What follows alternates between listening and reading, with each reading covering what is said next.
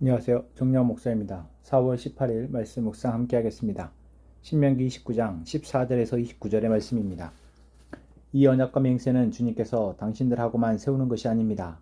이 언약은 오늘 주 우리의 하나님 앞에 우리와 함께 서 있는 사람들만이 아니라 오늘 여기 우리와 함께 있지 않은 자손과도 함께 세우는 것입니다. 당신들은 우리가 이집트 땅에서 어떻게 살아왔는지 또 여러 나라를 어떻게 지나왔는지를 기억하십시오. 당신들은 그들 가운데 있는 역겨운 것과 나무와 돌과 은과 금으로 만든 우상을 보았습니다. 당신들 가운데 남자나 여자나 가족이나 지파가 주 우리 하나님으로부터 마음을 멀리하여 다른 민족의 신들을 섬기려고 해서는 안 됩니다. 당신들 가운데 독초나 쓴 열매를 맺는 뿌리가 있어서는 안 됩니다. 그러한 사람은 이런 저주의 말을 들으면서도 속으로 자기를 달래면서 내 고집대로 해도 만사가 형통할 것이다 할 것입니다. 당신들이 그런 사람을 그대로 두면 맹렬한 재난을 만나서 파멸되고 말 것입니다. 주님께서는 그런 사람을 용서하지 않으십니다. 주님께서는 그런 사람에게 주님의 분노와 질투의 불을 퍼부으실 뿐만 아니라 이 책에 기록되어 있는 모든 저주를 그에게 내리게 하실 것입니다. 그리하여 주님께서는 마침내 그의 이름을 하늘 아래에서 지워버려서 아무도 그를 기억하지 못하게 하실 것입니다. 주님께서는 그런 사람을 이스라엘의 모든 지파 가운데에서 구별하여 이 율법책의 언약에 나타나 있는 온갖 저주대로 그들에게 재앙을 내리실 것입니다. 당신들의 뒤를 이어 태어나는 자손과 먼 나라에서 온 외국 사람들이 주님께서 이 땅에 내리신 재앙과 질병을 보고 또 온 땅이 유황불에 타며 소금이 되어 아무것도 뿌리지 못하고 나지도 않으며 아무 풀도 자라지 않아서 주님께서 맹렬한 분노로 멸망시키신 소돔과 고모라와 아드마와 스보임과 같이 된 것을 보면서 물을 것입니다. 모든 민족이 묻기를 어찌하여 주님께서는 이 땅에서 이런 참혹한 일을 하셨을까? 이토록 심한 분노를 일으키신 것은 무엇 때문일까 할 것입니다. 그러면 사람들이 대답할 것입니다.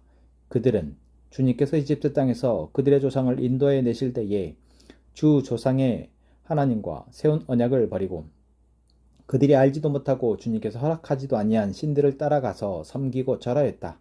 그래서 주님께서 이 땅을 보고 진노하셔서 이 책에 기록된 모든 저주를 내리신 것이다. 주님께서 크게 분노하시고 진노하시고 격분하셔서 오늘과 같이 그들을 이 땅에서 송두리째 뽑아다가 다른 나라로 보내버리신 것이다. 이 세상에는 주 우리의 하나님이 숨기시기 때문에 알 수 없는 일도 많습니다. 그것은 주님의 것입니다.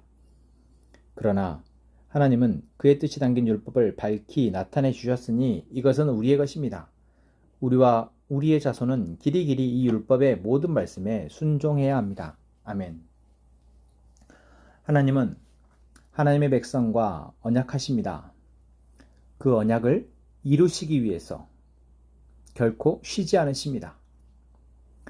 하나님은 일하실 때 하나님의 백성들은 어떠해야 합니까?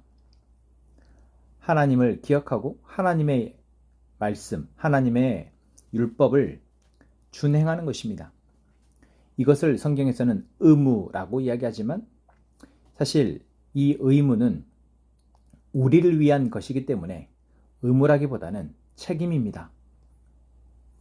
내가 나의 것을, 내게 주어진 은혜를 잃지 않기 위해서 감당해야 할 최소한의 책임인 것이죠. 그 책임을 하나님께서는 계속해서 강조하시며 그 책임을 지지 않는 사람들에게 내릴 저주와 벌에 대해서도 말씀하십니다. 책임을 지지 않았을 때 하나님의 은혜가 없이 살아가는 것이 얼마나 고통스러울지를 경고하고 계시는 것입니다. 이 경고 때문이라도 하나님의 잊지 말고 하나님의 말씀을 따라 그 말씀을 준행하라는 것입니다. 그리고 하나님의 말씀을 듣는 것보다 앞서서 하나님이 섬기지 말라 한 이방신들을 따라 섬기지 말라 말씀하십니다. 지금 생각해보면 아니 하나님을 두고 왜 이방신을 섬길까 싶지만 일상에서 그들이 안주하는 편안한 삶을 살다 보면 보이지 않는 하나님을 잊어버리고 하나님께서 마음이 멀리 되며 다른 민족의 신들을 쳐다보게 됩니다. 그것이 인간의 참 연약하고 간악한 모습입니다. 보이지 않는 하나님을 계속해서 기억하고 그 말씀을 준행하는 것이 그토록 쉽지 않은 일입니다. 그래서 하나님은 경고하십니다. 경고하고 또 경고하십니다. 성경에 기록된 이스라엘 민족의 이야기는 그 하나님의 약속과 약속을 지키지 않은 백성을 경고하시는 하나님의 이야기입니다.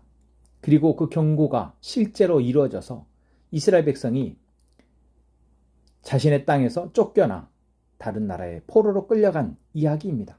오늘 28절이 이야기하는 이 이야기가 실제로 이루어졌다는 것을 우리는 성경을 통해서 알고 있습니다.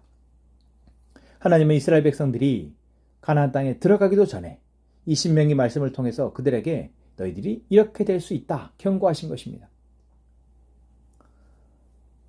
보이지 않는 하나님을 기억하고 그 하나님을 사랑하는 것, 그 하나님을 주신 것을 은혜를 감사하며 예비하며 살아가는 것이 가장 수월하고 쉬운 방법이지만 인간은 언제라도 보이지 않는 하나님을 잊어버리고 보이는 자기의 좋아 보이는 것들을 쫓아가는 어리석은 존재이기에 하나님이 이렇게 경고하고 계시는데 우리가 이 경고를 무서워해서라도 하나님을 기만하지 않았으면 좋겠습니다.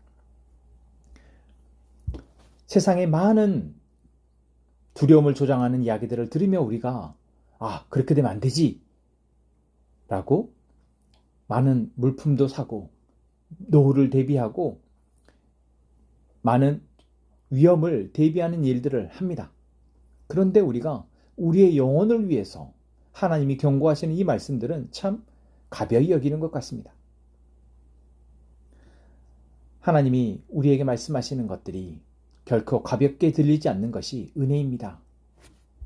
오늘 하나님이 우리가 속으로 이래도 괜찮겠지, 내 고집대로 해도 만사가 형통하겠지 라고 생각하는 그 마음까지도 알고 계신다라고 말씀하십니다. 오늘 우리가 혹여 그런 마음으로 하나님의 말씀을 등한히 여기고 하나님께 기도하는 것을 건너뛰며 우리의 마음대로 살아가고 있다면 오늘 말씀을 통해서 다시 돌이키는 저희가 되기를 소망합니다.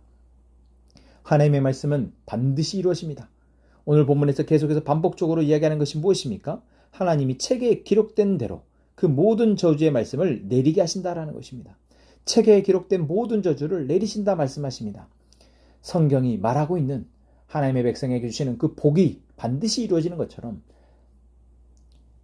성경이 기록하고 있는 하나님을 떠난 백성들에게 주시는 저주에 대해서도 반드시 그대로 될 것이다라는 것 우리가 잊지 않고 기억하고 오늘 하나님 앞에 기도함으로 나아가는 저희가 되었으면 좋겠습니다.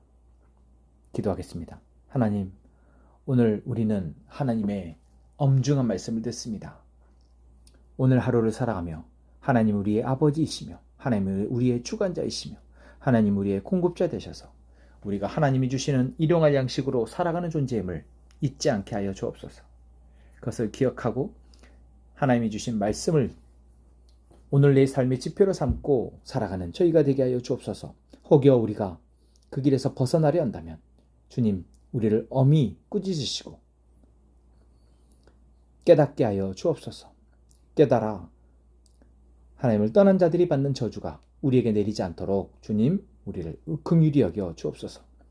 감사합니다. 예수님의 이름으로 기도합니다. 아멘.